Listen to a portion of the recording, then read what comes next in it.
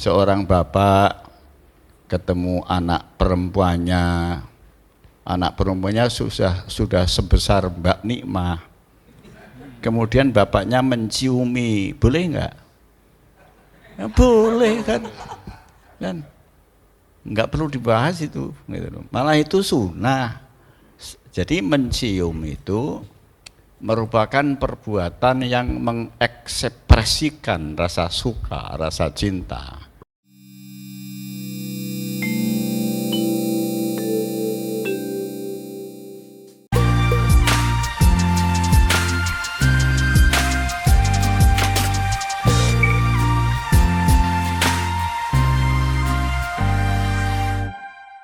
Kita akan masuk pada subtopik budak cinta yang kedua. Ini lebih romantis karena suami mencium istri di bulan Ramadan. Tepuk tangan. Sebagai salah satu ungkapan kasih sayang suami pada istrinya adalah mencium istrinya dalam kesehariannya. Bahkan ada yang gemes ya, melakukannya berulang-ulang, tidak hanya sekali, tapi dalam beberapa kali. Begitupun sebaliknya, istri yang manja itu juga seringkali ngelendot sama suaminya. Ngelendot itu bahasa apa? Lalu menciumi suaminya ketika suaminya beraktivitas kerja. Nah, ini kalau di luar bulan Ramadan saya kira wajar, karena memang ungkapan cinta adalah melalui berciuman suami dan istri. Tetapi persoalannya adalah persoalan mencium istri atas suaminya atau sebaliknya suami atas istrinya bila dilakukan di dalam bulan Ramadan. Ini muncul satu pertanyaan ya. Apakah itu boleh dilakukan? Batalkah ibadah puasanya atau menghilangkan pahala puasanya? Nah, ini sama, kita akan mengkaji dalam perspektif fikih dan tasawuf. Mari kita diskusikan, mohon masalah ini bisa ditanggapi oleh dua penanggap juga sebagaimana topik sebelumnya. Siapa? Penanggap pertama, silakan. Ya. Silakan menyebutkan nama ya. Tes. Assalamualaikum warahmatullahi wabarakatuh. Waalaikumsalam warahmatullahi wabarakatuh. Perkenalkan, saya Muhammad Fathur Rahman dari NU Kendal Online. Menarik sekali dari sisi dakwah karena bahwa jumlah anak muda, jumlah pemuda itu lebih banyak daripada yang tua. Sehingga topik ini sangat-sangat pas dan terlebih kita menghadapi bulan suci Ramadan. Saya akan melihat dari sebelum bulan puasa dan setelah puasa. Tadi disampaikan oleh Pak Musaka bahwa sebelum puasa no problem. Jadi hukum itu ada yang lex generalis, ada yang lex spesialis.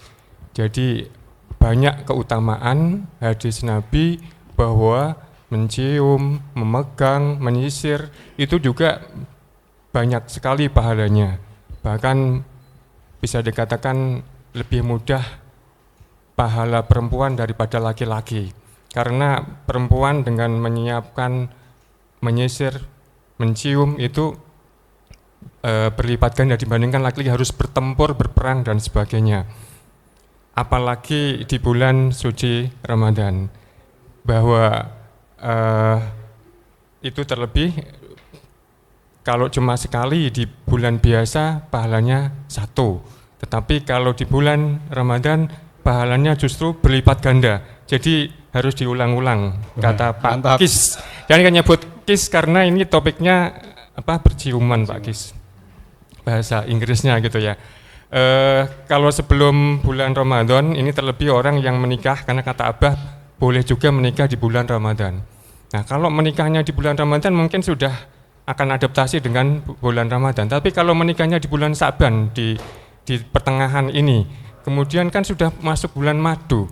Kalau bulan-bulan Sa'ban no problem. Mau berangkat kerja, mencium istrinya atau istrinya ngelendot tadi. Enggak masalah, malah sunnah itu ya. Karena dianjurkan bukan hanya sakinah, mawaddah, warahmah, tapi juga mahabbah.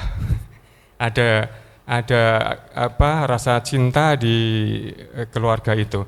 Kemudian kalau istrinya yang mungkin sangat-sangat memiliki syahwat yang tinggi, itu kalau sebelum puasa bahkan bisa juga wajib suami untuk meladeni, karena bagian dari nafkah batin, bukan hanya memberi uang, tetapi juga memberi kasih sayang. Bukan berarti ada uang abang ditendang, nggak ada uang abang, mohon maaf, ada uang abang disayang, nggak ada uang abang ditendang. Terus ada uang terus berarti disayang-sayang. Saya hanya membahas sebelum puasa. Nah sekarang kalau masuk bulan puasa, kenapa bulan puasa, bulan Ramadan kok malah disalahkan? Ini menjadi membingungkan dalam bidang hukum. Apakah ada lex spesialis atau hukum yang bersifat khusus di bulan Ramadan, sedangkan hadis-hadis Nabi juga tidak berlaku khusus? Atau ada gium usul kaudah usul fikih bahwa asal segala sesuatu itu kan mubah kecuali ada dalil yang mengharamkannya.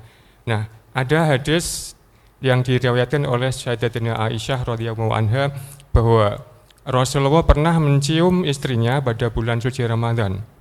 Tetapi Rasulullah adalah orang yang paling kuat menahan syahwatnya. Jadi kalau menurut saya kuncinya adalah pada syahwat di bulan suci Ramadan itu. Kalau seorang suami atau seorang istri itu bisa menahan, bisa bersikap sebagaimana Rasulullah Muhammad SAW, berarti diperbolehkan.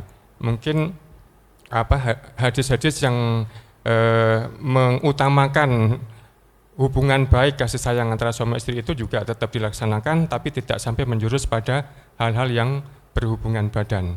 Tetapi kalau tidak kuat dengan syahwatnya, dia memahami dirinya, itu berarti bisa dikategorikan menjadi makruh. Karena lebih baik kita meninggalkan sesuatu yang mengancam ke dalam keharaman, sehingga akan mendapat pahala sunnah begitu. Menurut saya seperti itu, sehingga tidak masalah berciuman pada sebelum Ramadan maupun pada bulan suci Ramadan, tergantung dari niat, dan tadi kuncinya adalah syahwat.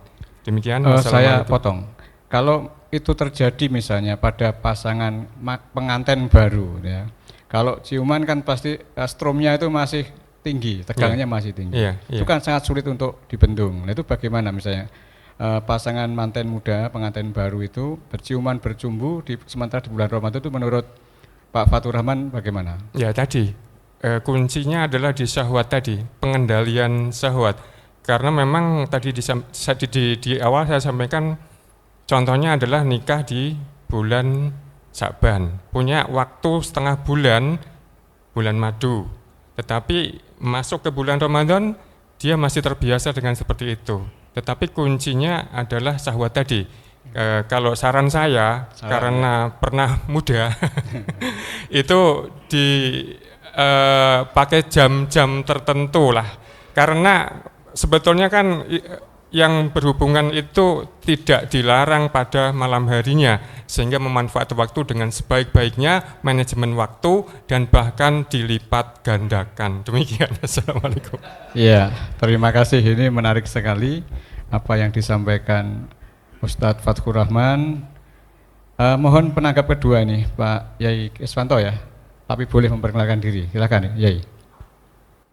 Assalamualaikum warahmatullahi wabarakatuh. Waalaikumsalam warahmatullahi wabarakatuh. Nama saya Keswanto dari jajaran Suriah Awan paling bawah sendiri. Menanggapi pertanyaan soal yang kedua tadi tentang mencium atau ciuman suami istri di dalam bulan Ramadan di waktu siang. Lah, ini saya teringat dosa masa lalu atau peristiwa masa lalu. Pertama, ciuman itu ada tingkatannya. Ciuman mukhafafah cara najisi, 2 ciuman mutawasito, dan ketiganya ciuman napa? Monggolando. Tadi dari pertanyaan itu batal enggak puasanya, sah enggak puasanya, dan selanjutnya. Kalau ciuman mukhafafah itu sekedar cium, sekedar, itu tidak membatalkan puasa. Ciuman tipis, biasanya datang pergi itu sang suami mencium atau sang istri mencium, itu sekedar, tidak nyetrum. Yang kedua kalinya ciuman mutawasito, itu ciumannya yang begitu menggebu-gebu, sampai merasa nyetrum ke bawah. Nah, itu asalkan tidak menyebabkan ejakulasi atau keluarnya sperma. Saya kira enggak apa-apa itu, makruh tangziah itu. Tapi yang ketiga, ciuman munggolado, ciuman menggebu-gebu, malah sampai menyeret tidur bersama, ciuman terus lah, sampai menyeret ke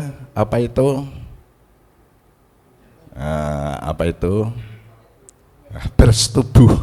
Lah itu yang diharamkan dan juga membatalkan puasa dan puasanya tidak sah juga.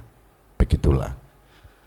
Selanjutnya, ciuman itu tidak mau kalangan pengantin baru, juga orang tua juga. Orang tua itu kadang-kadang mencium istrinya itu kalau buatnya setrumnya masih tebal, itu juga tidak diperbolehkan. Sebaliknya anak muda tapi buatnya itu sangat lemah sekali, berciuman enggak apa-apa. Jadi kesimpulannya bisa kebalik itu. Kadang-kadang orang tua itu sudah tua lanjut usia tapi buat seksualnya itu masih tinggi, itu tidak diperbolehkan.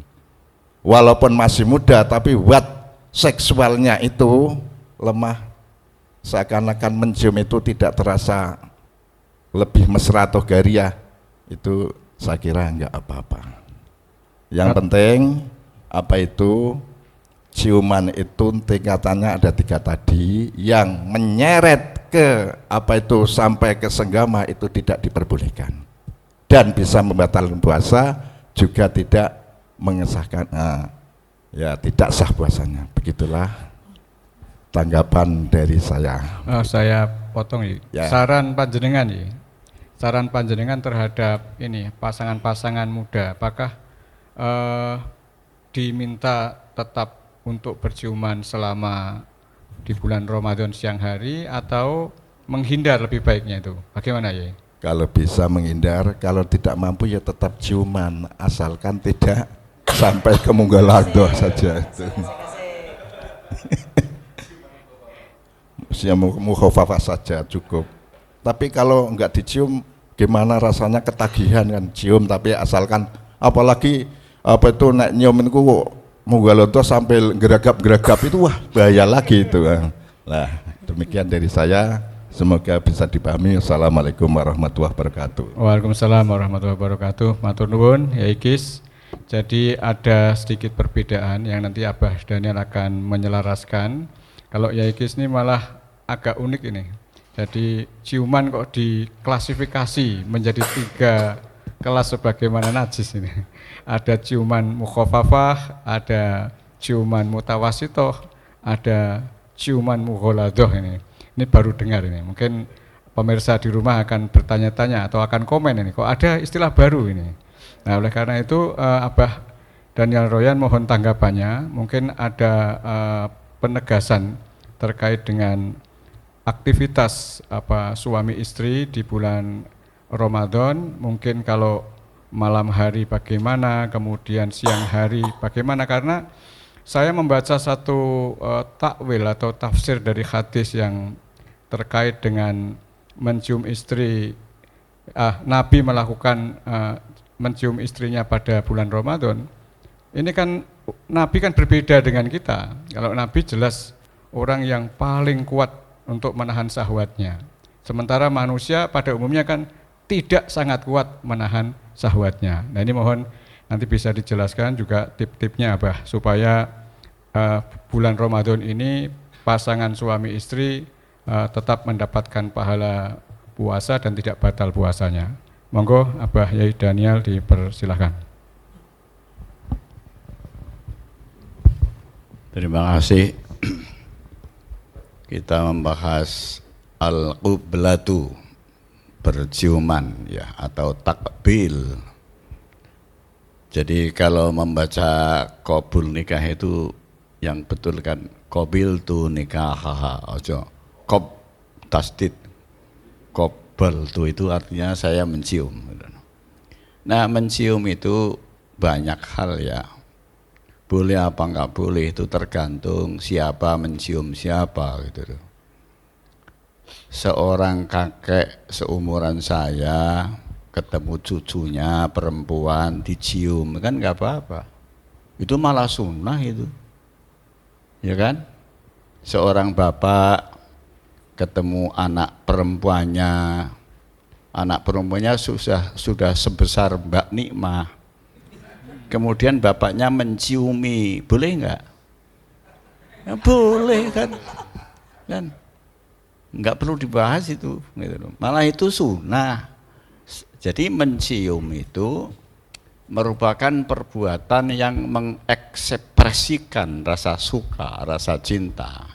Ekspresi itu ada berupa salaman atau musafahah.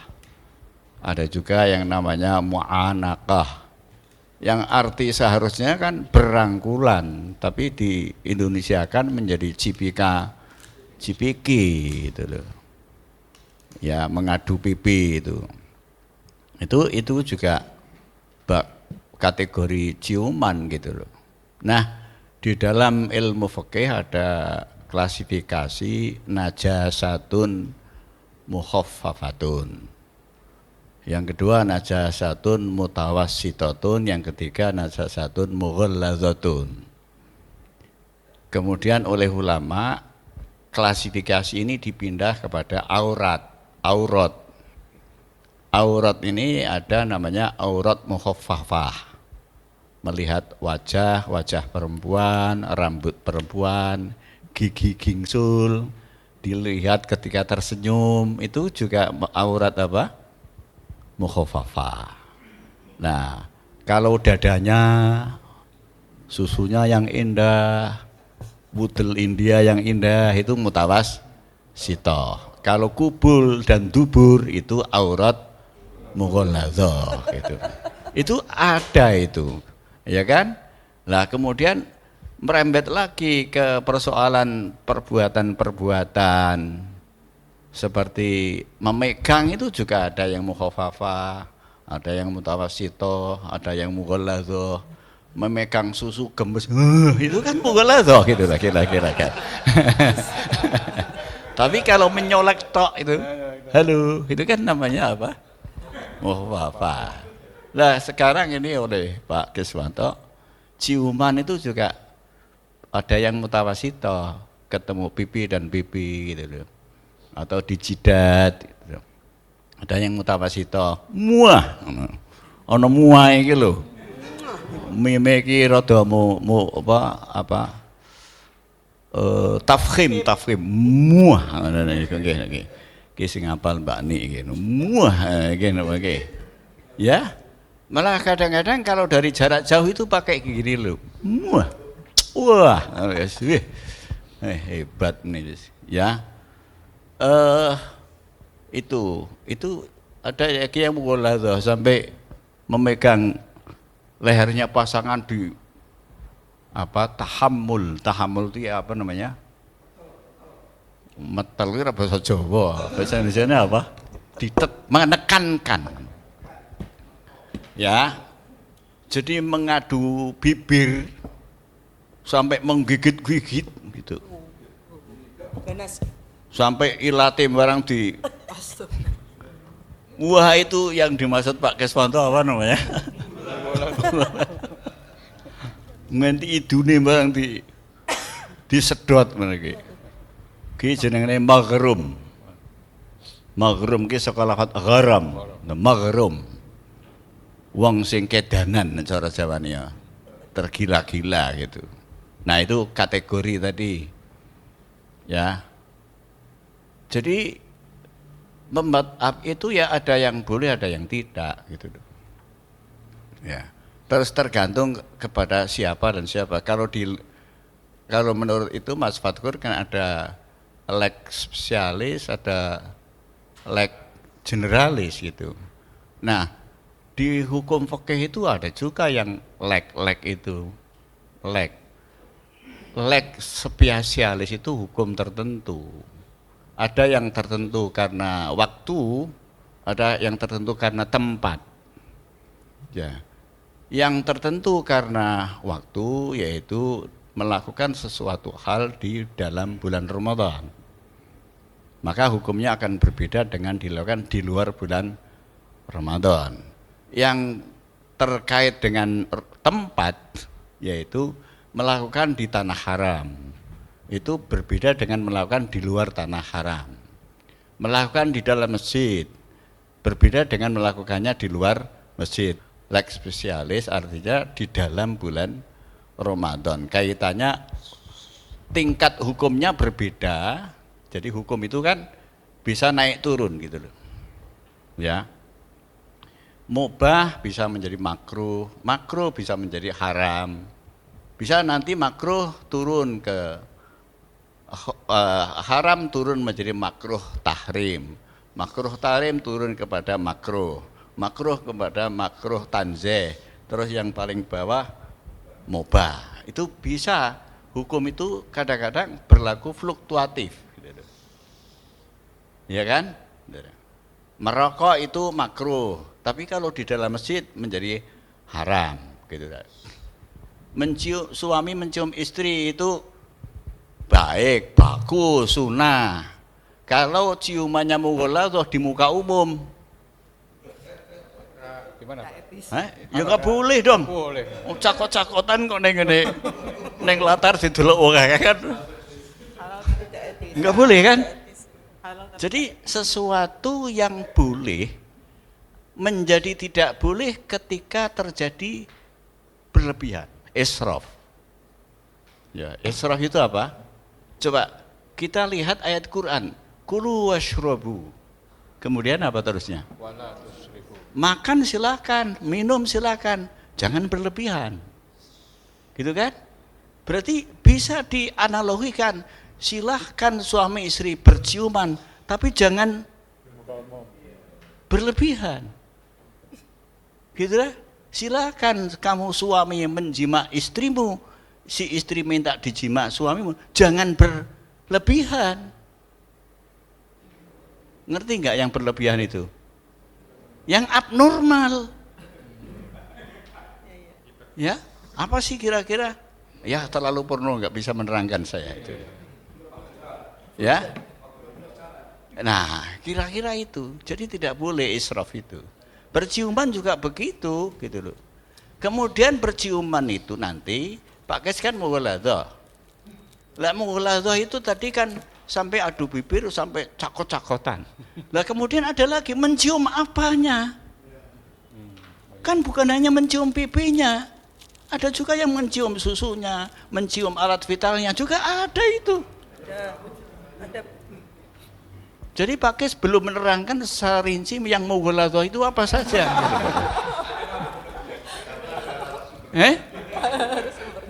Gitu kan? Gitu.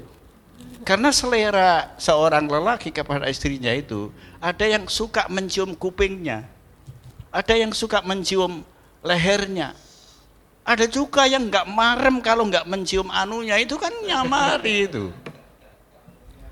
Maaf ya, saya sih nggak seneng kayak gitu. Itu ini untuk menjelaskan saja ini. Iya gitu kan, maka diperinci di situ. Nah, kalau mencium itu ekspresi kerinduan, Saya itu kalau lama nggak ketemu istri itu kadang-kadang kangennya itu saya ekspresikan dengan memegang tok. Piye kabari dadi nyekel tok nggon sikile niku wis marem yo antasane. Beda karo mbiyen ngono lho. Kira-kira sing sepuh-sepuh harus padha iki ngene. Iya kan? Wong kadang-kadang melihat tok juga sudah cukup kok. Kan ada itu apa namanya jargon apa mencintai tidak harus memiliki. Itu kalau diteruskan mencintai tidak harus dengan menciumnya. Mencintai tidak harus dengan mengawininya. Mencintai tidak harus dengan memegangnya. Kan begitu. Gitu loh. Itu kan berasal dari ada sahabat Nabi yang namanya Dihyah Al-Kalabi. Dia ganteng sehingga Jibril kalau ketemu Nabi Muhammad itu menyerupai Dihyah.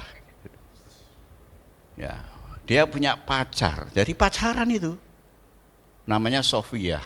Wah, itu cinta setengah mati hampir mirip Laila Majnun itu.